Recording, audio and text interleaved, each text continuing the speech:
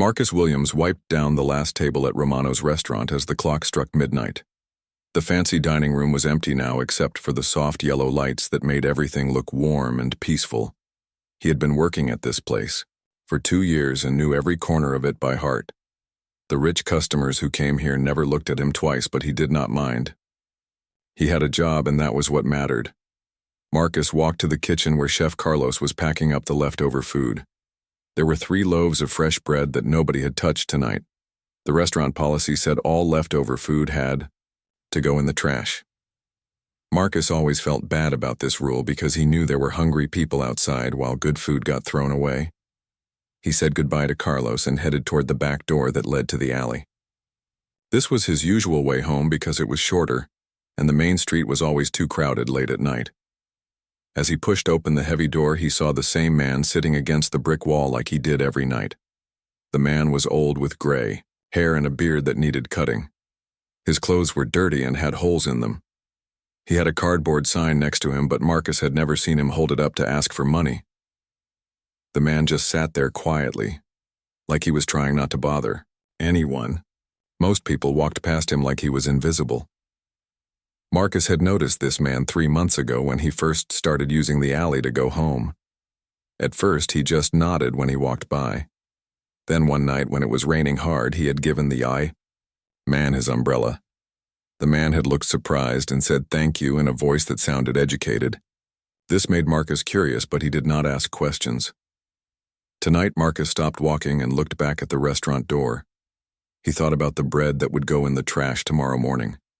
He thought about the man who sat in the alley every night without asking for anything. Marcus made a decision that would change everything. He went back inside and found the 3 loaves of bread. He wrapped them carefully in clean white napkins and put them in a plastic bag. Carlos had already gone home and the kitchen was empty.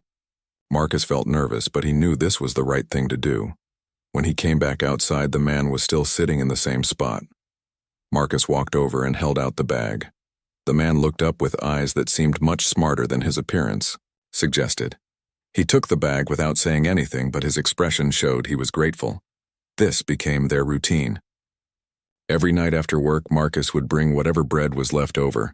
Sometimes there was a lot and sometimes just a few rolls. The man whose name Marcus learned was Frank always accepted the food with dignity. They did not talk much, but there was an understanding between them. Frank never asked for money or other things. He never made Marcus feel bad for having a job and a place to live. Marcus never asked Frank how he ended up on the streets. They both seemed to know that some questions did not need answers. After a few weeks, Marcus started bringing other things too. When it got cold, he brought an old jacket from his apartment. When Frank looked sick, he brought soup in a container. Frank always said thank you, but never acted like he expected these things. This made Marcus want to help him even more. The other workers at Romano's did not know about Marcus bringing food to Frank. Marcus was careful to wait until everyone else had left. He did not think he was doing anything wrong, but he knew the restaurant had rules about giving away food. Manager Greg Sullivan was very strict about following all the rules. Greg Sullivan was a thin man with mean eyes who treated the workers like they were not important. He watched everyone carefully to make sure they did not steal food or money. He had fired 3 people in the past year for small mistakes. Marcus tried to stay away from him as much as possible. One night in October, everything changed. Marcus had just wrapped up some dinner rolls and was heading to the back door when he heard footsteps behind him. He turned around and saw Greg Sullivan walking toward him with an angry look on his face. Greg had been watching Marcus for a week through the kitchen window. He had seen him take food and go to the alley. Tonight he had decided to follow him and catch him in the act. Greg thought Marcus was stealing food to sell or give to his family. He did not expect to see him giving it to a homeless man. Marcus tried to explain that the food was just going to be thrown away anyway. He said he was not hurting the restaurant by giving it to someone who needed it.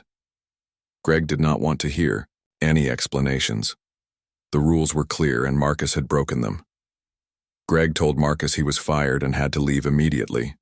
He said giving food to homeless people made the restaurant look bad and attracted the wrong kind of people to the area. Marcus felt angry, but he did not argue. He knew Greg had made up his mind and nothing would change it. Marcus went to the alley one last time.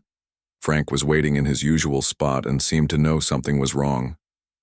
Marcus explained what had happened and gave him the roles he had been carrying. Frank listened without saying much, but his eyes showed he felt bad about Marcus losing his job because of him. Marcus shook Frank's hand and told him to take care of himself. Frank surprised him by speaking more than he ever had before. He said Marcus was a good man, and that good things would come to him because of his kindness. Marcus did not believe this, but he appreciated Frank saying it. As Marcus walked home that night, he felt sad about losing his job, but not sorry about what he had done. He had tried to help another human being, and that felt more important than any restaurant rule.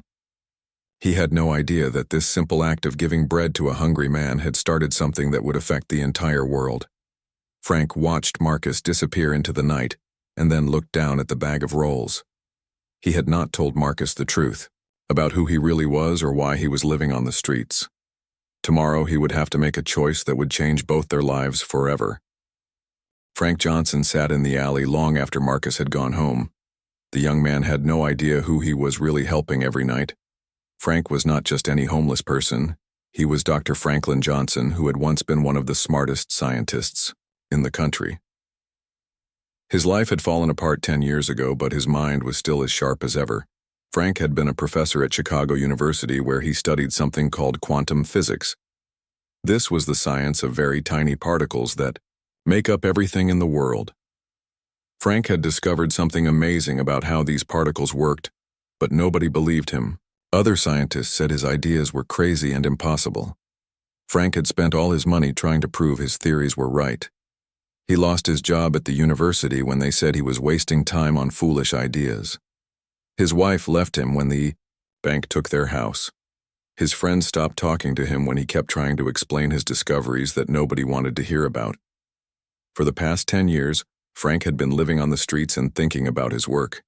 He had hidden his research papers in waterproof boxes around the city. Every day he worked on his calculations using pieces of cardboard and pencils he found in the trash. People thought he was just a crazy old man, but he was actually solving some of the biggest mysteries in science. Frank's main discovery was about something he called the empathy field. He believed that when people showed real kindness to each other, it created a special kind of energy. This energy was so small that normal machines could not detect it, but it was there. Frank thought this energy might be the most powerful force in the universe. The interesting thing about Marcus was that he seemed to create more of this energy than most people. Frank had been studying him for months without Marcus knowing it. Every time Marcus brought food or showed kindness, the air around him seemed to shimmer slightly. Frank was the only person who could see this because he knew what to look for. Frank had built a small device from broken electronics that could measure the empathy field.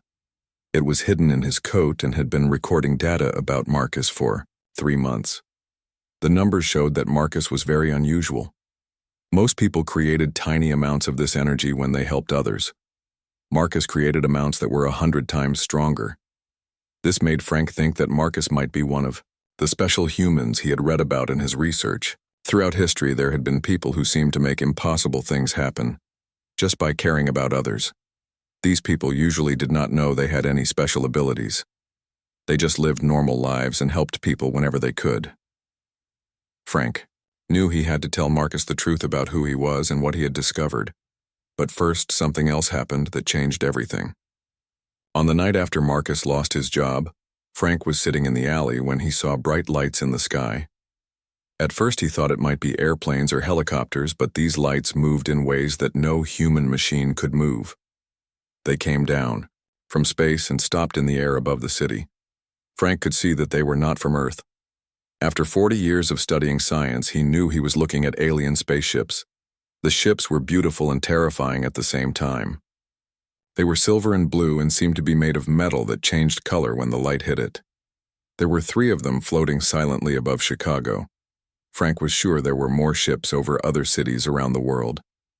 Frank was not scared like most people would be. He was excited because this might be the proof he needed that his theories were correct. If there were aliens smart enough to travel between stars, they might understand the science that humans had rejected. They might know about the empathy field and how it worked. The next morning, the whole world knew about the aliens. They had appeared over every major city on Earth at exactly the same time.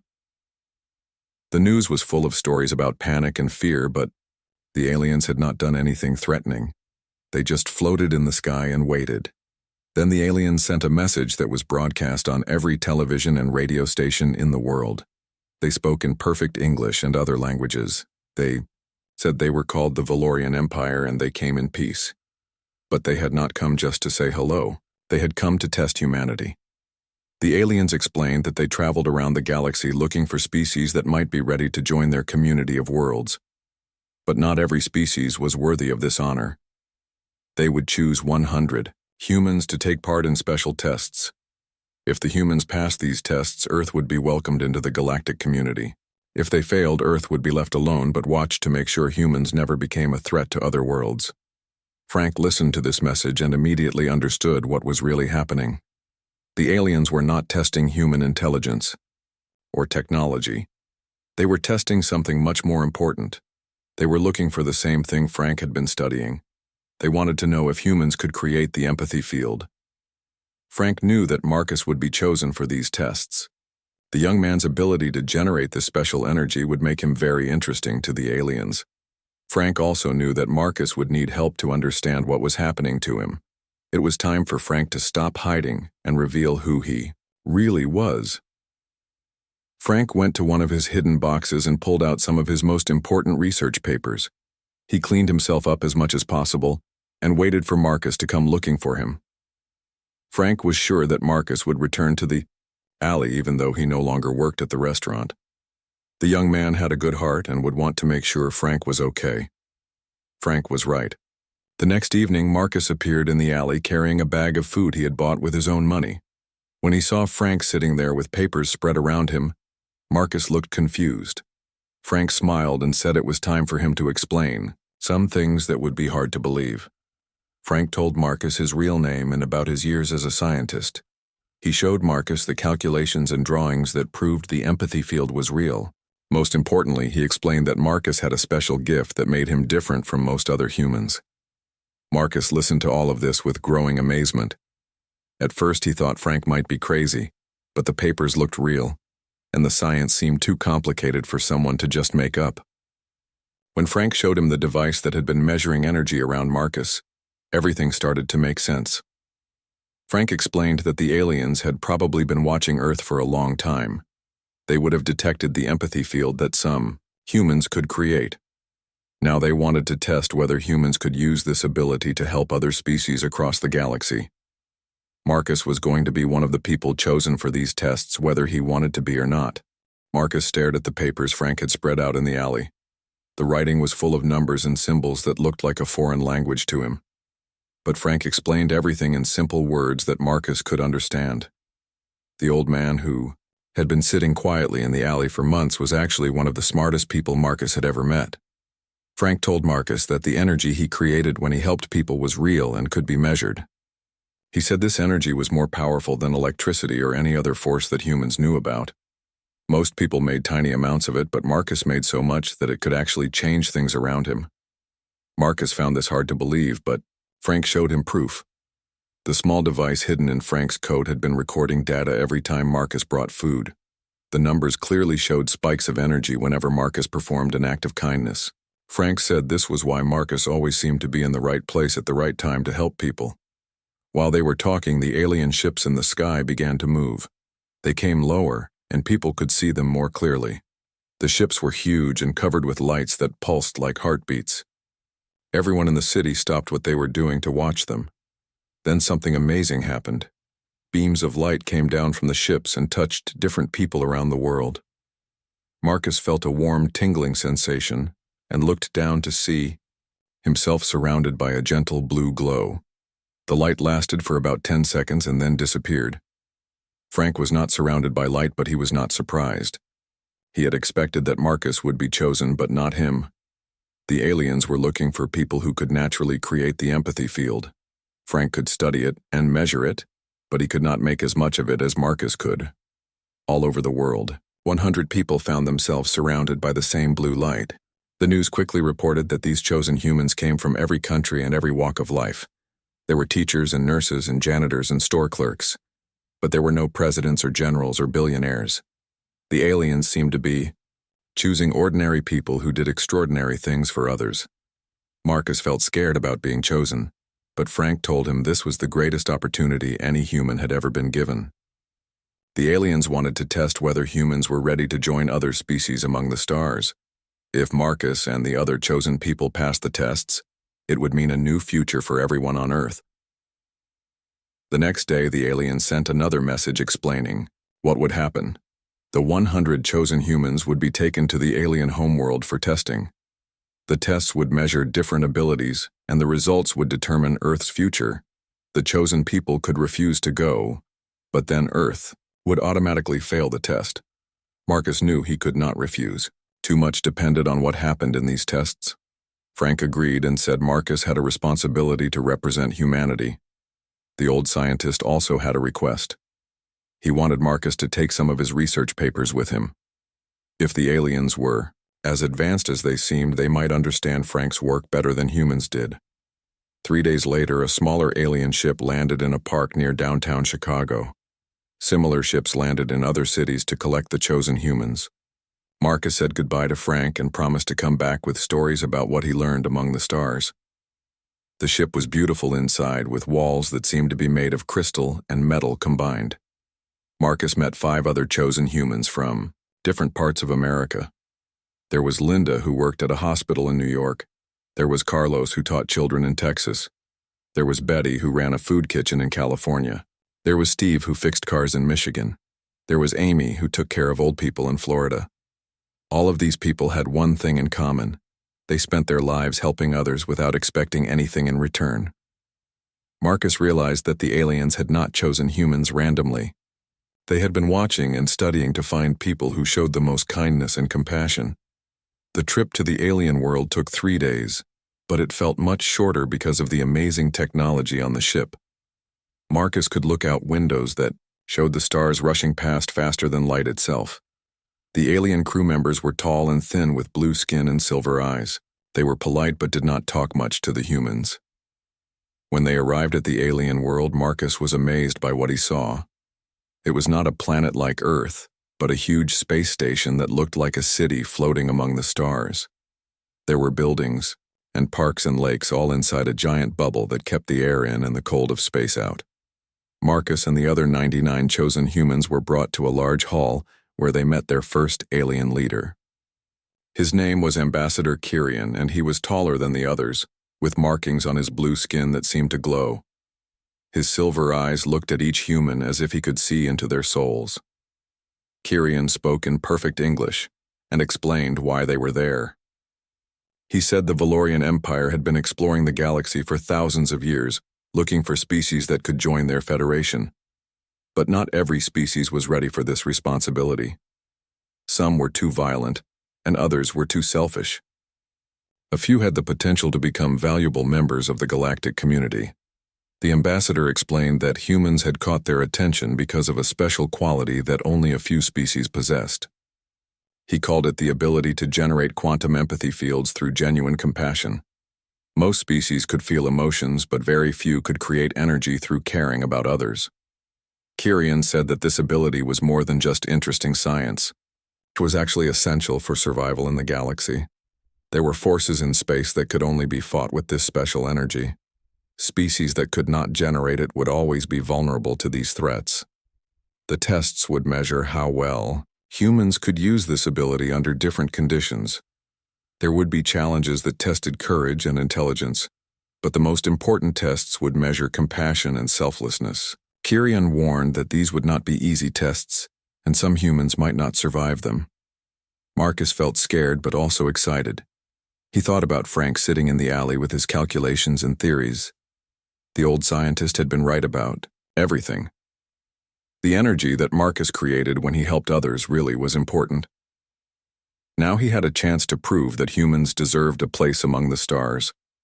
Kyrian told the humans they would have 1 day to rest and prepare before the testing began. They were given comfortable rooms and food that tasted better than anything Marcus had ever eaten, but he found it hard to sleep because he kept thinking about what lay ahead. Marcus looked out his window at the stars and thought about Earth floating somewhere in that vast darkness.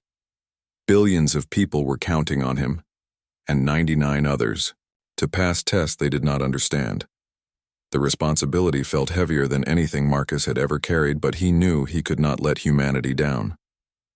Marcus woke up in his alien room feeling nervous about what the day would bring. Through his window he could see other parts of the massive space station where different alien species lived and worked together. Some looked almost human, while others were so strange that Marcus could barely understand how they moved around. A gentle chime told Marcus it was time to go to the testing area. He followed glowing arrows in the floor that led him through corridors filled with amazing technology. The walls showed pictures of different planets and star systems that were part of the Valorian Empire. Marcus wondered if Earth would someday be included in those pictures. The 99 other chosen humans were gathered in a large room that looked like a stadium. Ambassador Kirion stood on a platform in the center and waited for everyone to find seats. When the room was quiet, he began to explain the first test. Kirion said they would be taken to a planet that was harsh and dangerous. Each human would be given basic survival equipment and dropped in a different location. They would have to find their way to a meeting point within 3 days. The planet had wild animals and poisonous plants and weather that could kill unprepared travelers. Marcus felt his stomach tighten with fear. He had never been camping or hiking and knew nothing about surviving in the wilderness. Around him, other humans looked just as worried. A few people had military or outdoor experience, but most were ordinary citizens who had never faced anything like this. But Kirion was not finished explaining. He said the test was not really about individual survival. Hidden around the planet were other humans who would be in trouble and need help. The real test was whether the chosen ones would risk their own safety to save others they had never met. This made Marcus feel a little better. He might not know how to build a fire or find clean water, but he knew how to help people in need. That was something he had been doing his whole life without thinking about it. The humans were taken to a transport ship that would carry them to the test planet. During the trip, Marcus talked to some of the others and learned their stories. Linda, from New York, had spent 15 years helping sick children at a hospital. Carlos from Texas had given up a high-paying job to teach kids in a poor neighborhood. Betty from California used her own money to feed homeless people every day. All of these people had chosen to help others instead of making themselves rich or famous. Marcus realized that the aliens had been watching humans very carefully to find exactly the right kind of people. They wanted to know if humans would still help each other even when their own lives were in danger. The test planet was covered with thick forests and tall mountains. The air was thinner than Earth air, and it was hard to breathe at first. Marcus was given a backpack with water, some food, a knife, and a device that would tell him which direction to go. He was also given a communicator that would let him call for help if he was about to die. Marcus was dropped in a valley between two mountains. The trees around him were twice as tall as Earth trees, and their leaves were purple instead of green. Strange sounds came from the forest that might have been birds or animals or something else entirely. Marcus had never felt so alone and scared in his life. He started walking toward the meeting point using the direction device. The ground was covered with rocks that made walking difficult, and several times he almost fell down steep slopes. After 2 hours of walking, he was already tired and his water was getting low. Then Marcus heard something that made him stop. It sounded like someone crying for help. The voice was coming from a different direction than the meeting point. Marcus knew he should probably ignore it and focus on his own survival, but that was not the kind of person he was. Marcus followed the voice and found a deep pit hidden by fallen branches. At the bottom was a young woman who had hurt her leg when she fell in. She was one of the other chosen humans, and she was scared and in pain. Her communicator had been broken in the fall, so she could not call for help. Marcus used his rope to climb down into the pit. The woman's name was Rachel, and she was a nurse from Seattle. Her leg was twisted in a way that meant it was probably broken. She could not walk and would die in the pit if someone did not help her. Marcus knew that helping Rachel would make his own test much harder. He would have to carry her or find another way to get her out of the pit. This would slow him down and use up his supplies faster, but he never even considered leaving her there. Marcus used branches and his rope to make a simple stretcher. It took him 3 hours to figure out how to lift Rachel out of the pit without hurting her more. Then he had to carry her through the forest toward the meeting point. Rachel felt terrible about slowing him down, but Marcus told her not to worry. As they traveled together, Marcus and Rachel worked as a team. She knew more about treating injuries, and he was stronger for carrying supplies. When they ran out of water, Rachel showed him how to find a stream that was safe to drink from. When night came, Marcus built a shelter while Rachel gathered plants that could be used as medicine. On the second day, they met 2 other humans who had also stopped to help someone in trouble. Steve, the mechanic from Michigan, had found an older man who was lost and confused. Amy, the caregiver from Florida, had rescued a woman who had been trapped under a fallen tree. The 5 humans decided to travel together even though it made the journey longer and more difficult. They shared their food and water and took turns, helping the injured people. Marcus felt good about working with others instead of trying to survive alone. On the 3rd day, they reached the meeting point just before the deadline. Many other humans were already there, and Marcus was relieved to see that most of them had survived the test. But he was even more happy to see that almost everyone had helped other people along the way. Ambassador Kyrian was waiting at the meeting point with a satisfied expression on his blue face. He announced that 78 humans had reached the meeting point safely. More importantly, 85 humans had stopped to help others during their journey. This was a much higher number than Kyrian had expected. The ambassador explained that the people who needed rescuing had actually been actors working for the Valorian Empire. The real test was not survival skills but willingness to risk personal safety for others. The humans had passed this test better than any species the Valorians had ever evaluated. Marcus felt proud of himself and his fellow humans. They had shown that even when facing their own death, they would still try to help others. This was exactly the kind of behavior that the aliens were looking for. But Kyrian warned them that the next tests would be even more challenging. That night, as Marcus rested in his comfortable alien room, he thought about what he had learned. The test had been scary and difficult, but it had also shown him something important. When humans worked together and cared about each other, they could accomplish amazing things. Maybe that was why the aliens thought humans might be ready to join the galactic community. The second test began 3 days after the survival challenge ended. Marcus and the other humans who had passed the first test were given time to rest and recover from their experience on the dangerous planet. During this time, Ambassador Kyrian explained more about why these tests were so important. Kyrian told the humans that the galaxy was not a peaceful place. There were many different species, and not all of them were friendly. Some groups wanted to conquer and destroy others. The Valorian Empire had formed a federation of worlds that worked together to protect themselves from these threats. But they only accepted species that could be trusted to help rather than cause trouble. The second test would measure human intelligence and problem-solving abilities. But it would not be the kind of intelligence that humans usually thought was important. The aliens were not interested in mathematics or science knowledge that could be learned from books. They wanted to see if humans could understand complex problems using intuition and wisdom. Marcus felt worried about this because he had never considered himself particularly smart. He had barely finished high school and had spent his adult life working simple jobs. He knew that some of the other chosen humans were much more educated than he was. Linda, the nurse, had gone to college for many years. Carlos, the teacher, had studied education and child psychology. But Kyrian explained that book learning was not what they would be testing. He said that the most important kind of intelligence was the ability to understand what other beings needed and wanted. This required empathy and emotional understanding more than facts and figures. The humans were taken to a new part of the space station that looked like a huge library. The walls were covered with screens and displays that showed information in dozens of different alien languages. In the center of the room were 100 chairs arranged in a circle. Each chair had a helmet connected to wires and glowing crystals. Kyrian told the humans to sit in the chairs and put on the helmets. He explained that the helmets would connect their minds to a computer system that contained puzzles and problems from across the galaxy. Each human would face challenges that were designed specifically for their type of thinking. Marcus sat down nervously and placed the strange helmet on his head.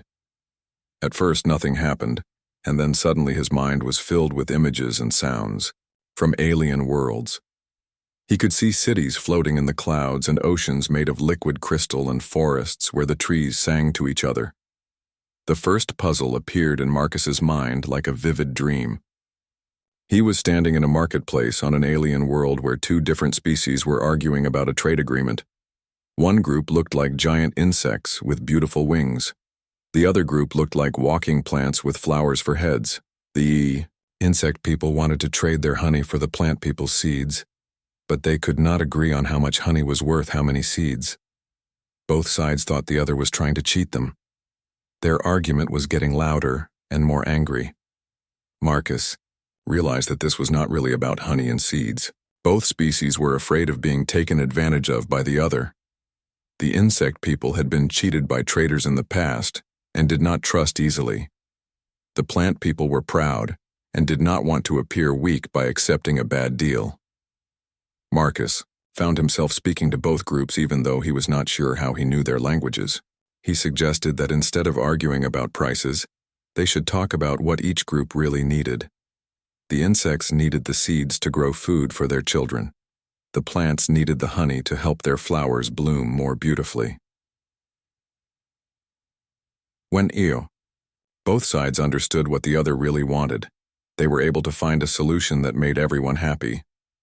The insects would provide honey and also help pollinate the plant people's gardens. The plants would give seeds and also share their knowledge about growing techniques. The puzzle dissolved and Marcus found himself facing a new challenge. This time he was in a spaceship where the crew members were from 5 different species. They had been traveling together for months, but they were starting to have serious conflicts that threatened their mission. The problem was that each species had different ideas about leadership and decision-making. Some believed that the oldest member should make all choices.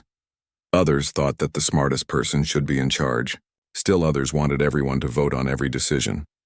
Marcus could feel the frustration and anger building among the crew members. They all wanted to complete their mission successfully, but they could not agree on how to work together. Some were ready to abandon the mission and go home. Marcus realized that the real problem was not about leadership styles. Each species was afraid that their voice would not be heard if someone else was in charge. They all wanted to feel respected and valued by the group. Marcus suggested that instead of having one leader, they should have different people take charge at different times. When they faced a problem that required scientific knowledge, the smartest person would make decisions. When they needed to navigate through dangerous space, the most experienced pilot would lead. When they had to negotiate with other species, the best communicator would take charge. This solution worked because it gave every crew member a chance to contribute their special skills. No one felt left out or ignored. The crew began working together smoothly and their mission was successful. Puzzle after puzzle appeared in Marcus's mind.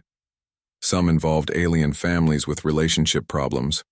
Others dealt with entire planets trying to solve resource shortages. A few presented conflicts between different galactic governments. Marcus began to notice that all of the puzzles had something in common. They were not really about the specific problems they presented. They were about understanding what motivated different beings and finding ways for everyone to get what they truly needed. Marcus discovered that he was good at this kind of thinking. Maybe it came from all his years of watching people in the restaurant and trying to anticipate what they wanted. Maybe it was because he had grown up in a poor neighborhood where people had to cooperate to survive. Whatever the reason, Marcus found that he could usually understand what was really bothering people even when they could not explain it themselves. After what felt like hours, the puzzles stopped and Marcus found himself back in the chair with the helmet. Around him, the other humans were also finishing their tests. Some looked confident while others seemed confused and frustrated. Ambassador Kyrian announced that they would have the results the next day. That night, Marcus could not sleep because he kept thinking about all the strange problems he had tried to solve. He wondered if he had given the right answers or if he had completely missed the point. The next morning, Kyrian gathered all the humans in the main hall. He looked pleased as he announced the results. 67 humans had passed the intelligence test. More importantly, they had shown a type of thinking that was very rare in the galaxy. Kyrian explained that most species approached problems by trying to impose their will on others. They used force or threats or bribes to get what they wanted, but the humans had consistently looked for solutions that benefited everyone involved. This showed a kind of wisdom that could be very valuable in the Galactic Federation. Marcus was relieved to learn that he had passed the test. But he was even more proud to hear that humans as a group had impressed the aliens with their problem-solving approach. Maybe humans really did have something special to offer the galaxy. But Kyrian warned that the most difficult test was still ahead. The third challenge would push the humans to their absolute limits and reveal whether they truly deserved a place among the stars. Ambassador Kyrian looked more serious than Marcus had ever seen him as he prepared to explain the third test. The aliens had gathered all 67 remaining humans in a chamber that felt different from the rest of the space station. The walls seemed to pulse with energy, and the air itself felt charged with electricity. Kyrian began by telling the humans something that shocked them all. He said that this test would give each person complete power over a small civilization for 30 days. They would become the absolute ruler of an entire world with millions of beings whose lives would depend on their decisions. Marcus felt his heart start beating faster. The idea of having that much responsibility terrified him. He had never been in charge of anything more important than waiting tables. How could he possibly make decisions that would affect millions of lives?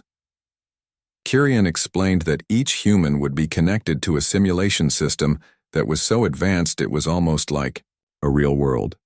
The beings in these simulated worlds would think and feel and suffer just like real people. Every choice the humans made would have real consequences for these digital lives. The ambassador warned that many species failed this test because absolute power corrupted them. When beings suddenly found themselves able to do anything they wanted without consequences, they often became cruel and selfish. They used their power to benefit themselves instead of helping the people they were supposed to protect. But some species surprised the Valorians by becoming better leaders when given unlimited authority. These rare groups understood that power was a tool for serving others rather than controlling them. These were the species that the Galactic Federation most wanted to include in their community. Marcus was taken to a small room that contained only a chair and a complex helmet covered with crystals and wires. A Valorian technician explained that once Marcus put on the helmet, he would experience 30 days of ruling a world in just a few hours of real time. His mind would be accelerated so that he could live through weeks of experiences very quickly. When Marcus put on the helmet, everything around him disappeared. He found himself standing on a balcony overlooking a beautiful city filled with tall buildings and flying vehicles. Below him, millions of beings lived and worked and raised their families. They all looked up to him as their leader and protector. The beings in Marcus's world looked almost human, but they had pale blue skin and larger eyes. They lived in a society that was more advanced than Earth, but they still faced many of the same problems that humans dealt with. There was crime and poverty and disease. There were conflicts between different groups who disagreed about religion and politics. Marcus quickly learned that, as the supreme ruler, he could do anything he wanted. He could change laws with a single command. He could take money from some people and give it to others. He could imprison anyone who disagreed with him or reward anyone who pleased him. The power was intoxicating and frightening at the same time. The first crisis Marcus faced was a food shortage in one region of his world. A drought had destroyed crops and people were starting to go hungry. His advisors presented him with several options. He could take food from wealthy areas and distribute it to the poor regions. He could use the military to force farmers to give up their stored grain. He could ignore the problem and let the hungry people figure out their own solutions. Marcus remembered his own experience of being poor and hungry. He thought about Frank sitting in the alley with nothing to eat until Marcus brought him bread. Marcus decided to organize a massive relief effort that would get food to everyone who needed it. He used government resources, but he also asked wealthy citizens to donate voluntarily.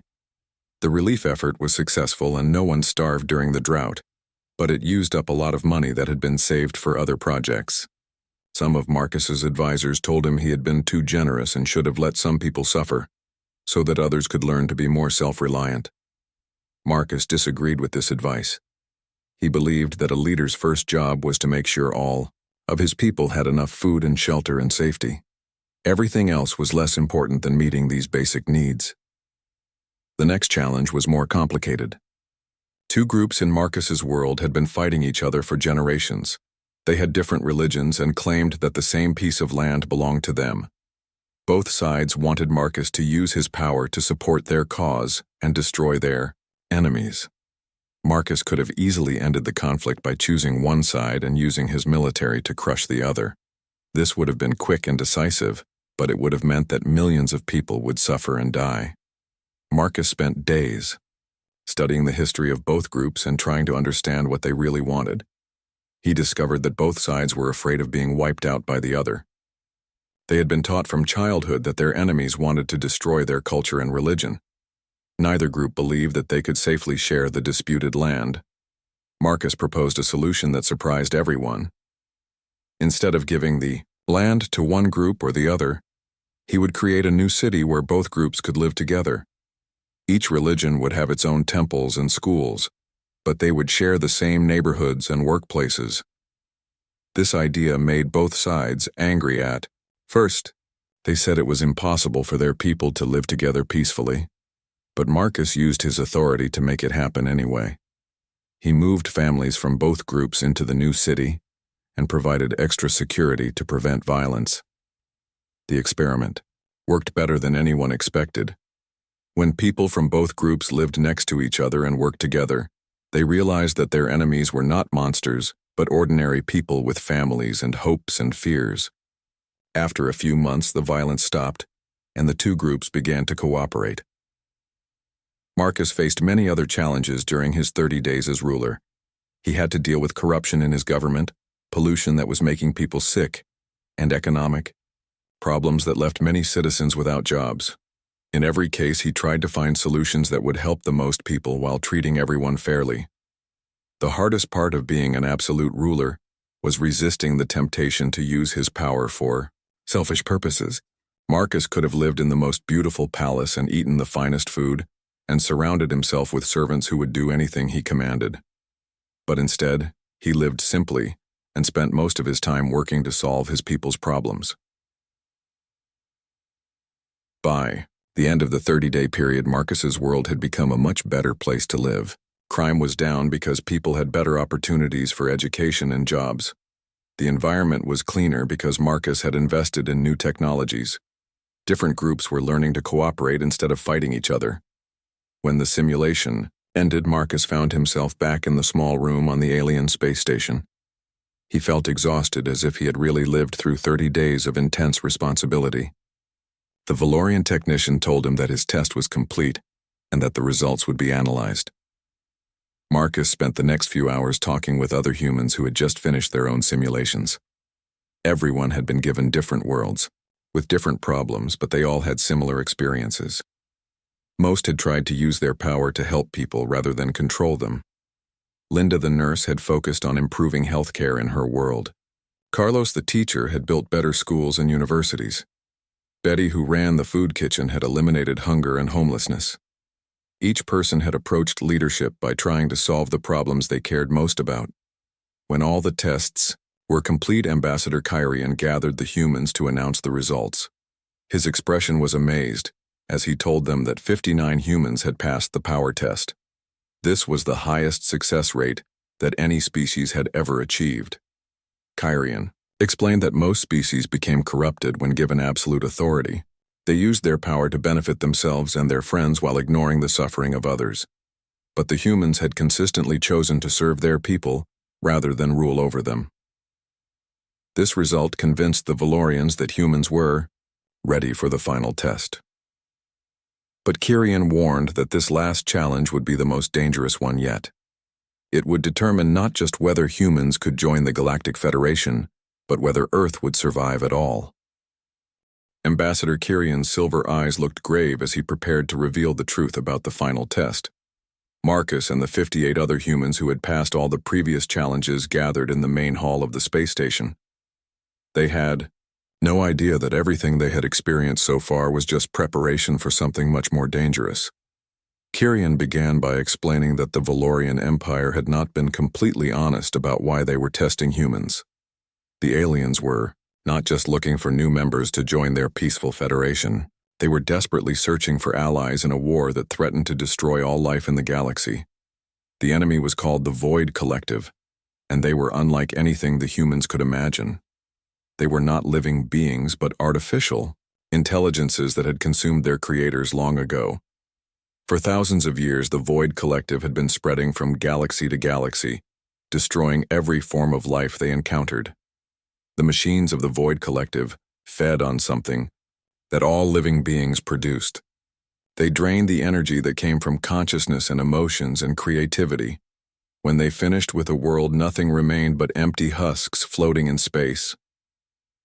Marcus felt sick as he listened to this description. He thought about Earth, with its billions of people, and wondered if these machines were already heading toward his home world. Kyrian confirmed his worst fears by explaining that the Void Collective had been detected at the edge of the galaxy and would reach populated worlds. Within a few years, the Valorian Empire and their allies had tried every weapon they could think of against the Void machines. Energy beams and nuclear explosives and gravity weapons all proved useless. The machines could absorb or deflect any attack based on normal physics. Conventional warfare was hopeless against an enemy that could not be killed by conventional means. But the aliens had discovered one type of energy that could actually damage the Void machines. It was the same force that Dr. Franklin Johnson had spent years studying on Earth. The empathy field that was generated when living beings showed genuine compassion for each other was the only thing that could penetrate Void defenses. This was why the Valorians had come to Earth. Their scientists had detected strong empathy field emanations coming from the human world. After studying humans for several years, they realized that this species had an unusual ability to generate large amounts of this protective energy. Most alien species could create small amounts of empathy field when they cooperated or showed kindness. But humans seemed to produce it naturally in quantities that were hundreds of times stronger. This made Earth potentially the most valuable world in the galaxy for fighting the Void Collective. Kyrian explained that the final test would not be a simulation. The humans would be taken to a real world that was under attack by a small Void fleet. They would have to defend an entire planet using only their ability to generate empathy field energy. If they failed, then millions of innocent beings would die and Earth would be marked as too weak to survive the coming war. Marcus felt terrified by the enormous responsibility. He was just a waiter from Chicago who had been kind to a homeless man. How could he possibly fight machines that had destroyed civilizations across the galaxy? But he also felt angry that these Void creatures wanted to wipe out all life everywhere. Someone had to stop them, and apparently humans were the galaxy's best hope. The chosen humans were taken to a massive battleship that would carry them to the threatened world. During the journey, Marcus learned more about the planet they would be defending. It was called Sanctuary, and it was home to refugees from worlds that had already been destroyed by the Void Collective. The beings on Sanctuary came from dozens of different species that had lost their homeworlds to the machines. They had built a beautiful civilization based on cooperation and mutual aid. If Sanctuary fell, there would be nowhere else for these refugees to go. When the human ship arrived at Sanctuary, Marcus could see the Void fleet approaching from deep space. There were hundreds of black ships that seemed to absorb light instead of reflecting it. They moved in perfect formation without any apparent communication between them. The humans were brought down to the planet's surface, where they met some of the beings they would be protecting.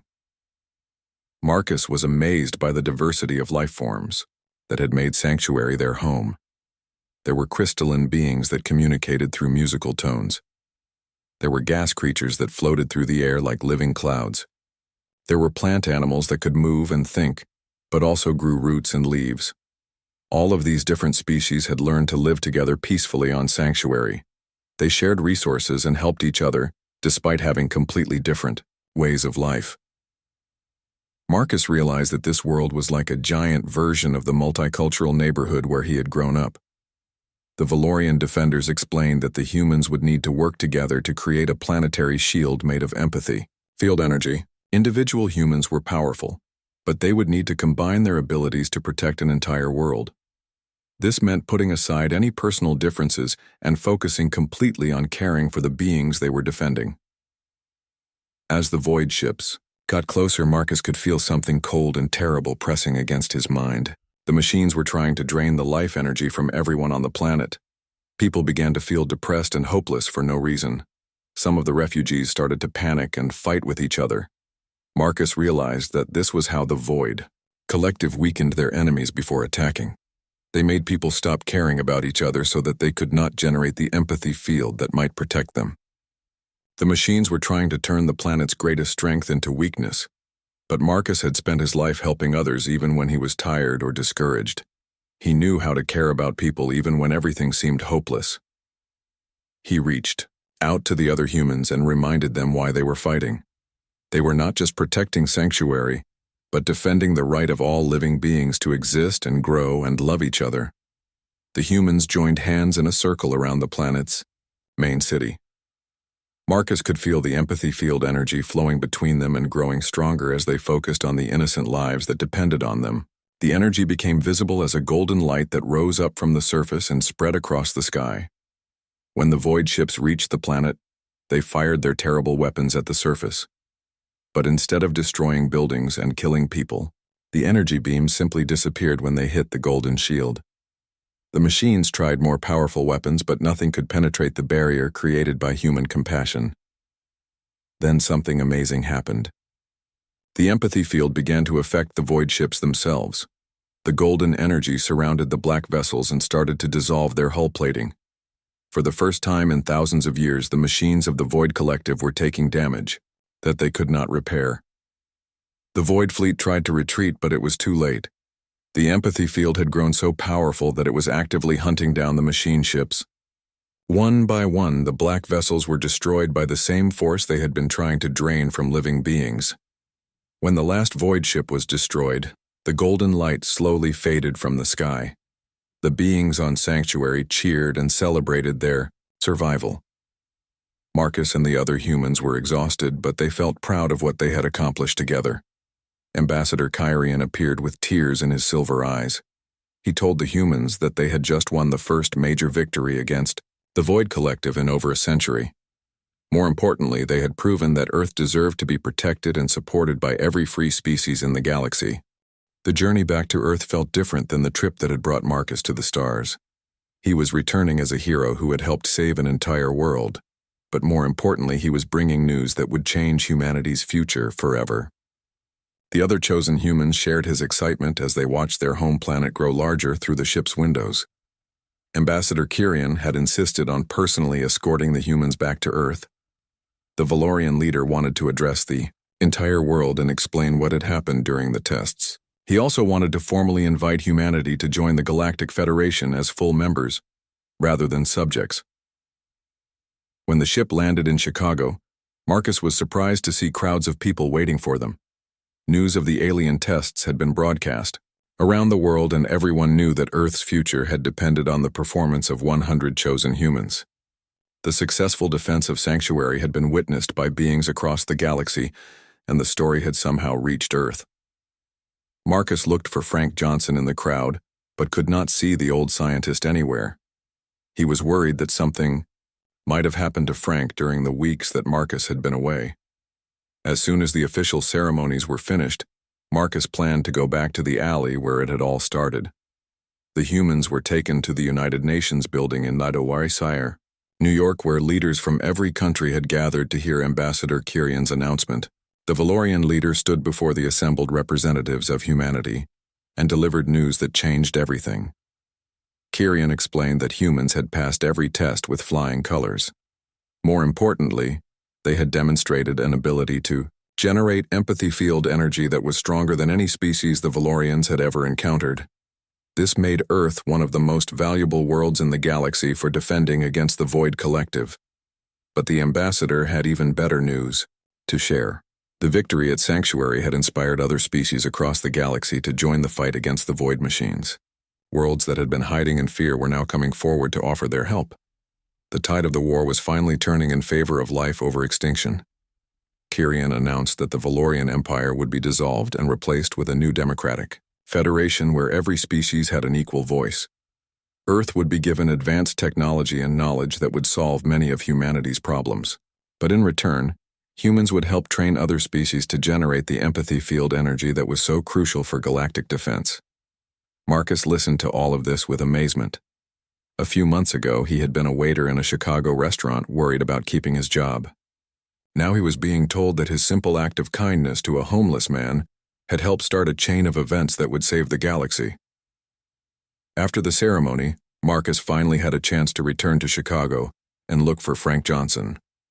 He went to the alley behind Romano's restaurant where their friendship had begun.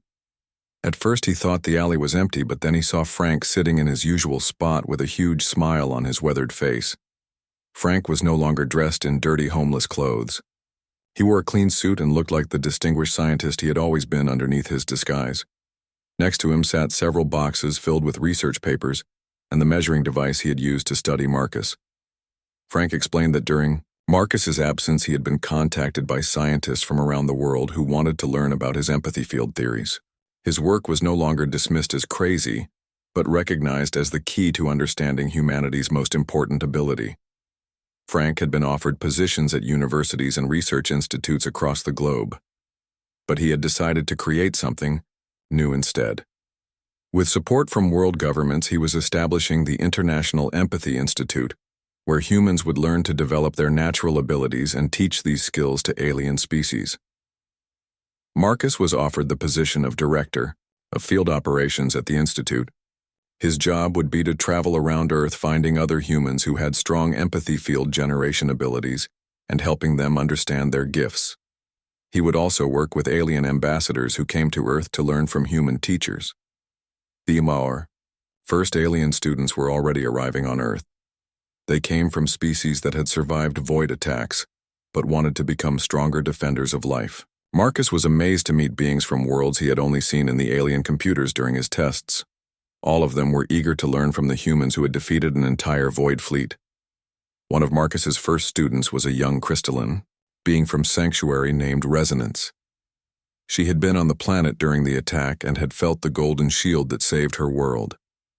She wanted to learn how to create that same protective energy on her new home world. Marcus found that teaching aliens about empathy was easier than he had expected. The fundamental principles were the same across all species. When beings genuinely cared about others and were willing to sacrifice for their welfare, they naturally generated the energy that could protect against the void machines. The hardest part was convincing some humans that their everyday acts of kindness were actually powerful cosmic forces. Many people thought that stopping to help a stranger or sharing food with someone hungry were just nice gestures with no real importance. Marcus had to show them that these simple actions were literally saving the universe. Marcus also had the satisfaction of confronting Greg Sullivan, the manager who had fired him for giving bread to Frank. The man who had been so concerned about restaurant rules now found himself facing a former employee who was one of the most important people on Earth. But Marcus did not seek revenge against his old boss. Instead, he offered Greg a job at the Institute's cafeteria with a simple policy that no one would ever be turned away hungry. Greg accepted the position and became one of the most dedicated employees, finally understanding that feeding people was more important than following arbitrary rules. Frank Johnson became the Institute's chief scientific director and finally received recognition for the theories that had cost him his career and family. But he told Marcus that the most rewarding part was seeing his work help bring peace between species that had been fighting for generations. Ambassador Kyrion decided to stay on Earth as the Valorian representative to the new Democratic Federation. He was fascinated by human culture and wanted to study how a species could remain compassionate even while developing advanced technology. The Institute grew rapidly as more humans discovered they had strong empathy field abilities. Marcus traveled around the world finding teachers and students. He met farmers who could calm angry animals with their presence. He found nurses whose patients healed faster than medical science could explain. He discovered social workers who could resolve conflicts that had seemed impossible to solve. All of these people had thought they were just good at their jobs. They had no idea that they were actually manipulating quantum forces that could reshape reality. With proper training, they became even more effective at helping others, while also contributing to galactic defense. The Void Collective was still a threat, but they were no longer unstoppable. Every world that learned to generate empathy field, energy became a fortress that the machines could not conquer. The tide of destruction that had swept across galaxies for millennia was finally being pushed back by the power of compassion. Marcus often thought about how all of this had started, with such a simple decision. He had seen a hungry man and shared some bread without expecting anything in return. That one act of kindness had created ripples that spread across the universe and changed the fate of countless worlds. Sometimes Marcus stood in the alley where he had first met Frank and remembered what it felt like to be just another person, trying to get by in an indifferent world. Now that same alley was marked with a plaque that read, "Here began the salvation of the galaxy through the simple act of sharing bread with someone who was hungry." The plaque also contained Frank's favorite quote from his research, "The universe is not made of atoms or energy, but of stories, and the best stories always begin with someone choosing to care about another person." Marcus thought this was a perfect description of how a waiter and a homeless scientist had accidentally saved everything that mattered. As Marcus looked up at the stars, he knew that somewhere among them were worlds full of beings who were alive, because humans had learned to weaponize kindness against the forces of destruction. It was a strange way to win a war, but it was the most human victory possible.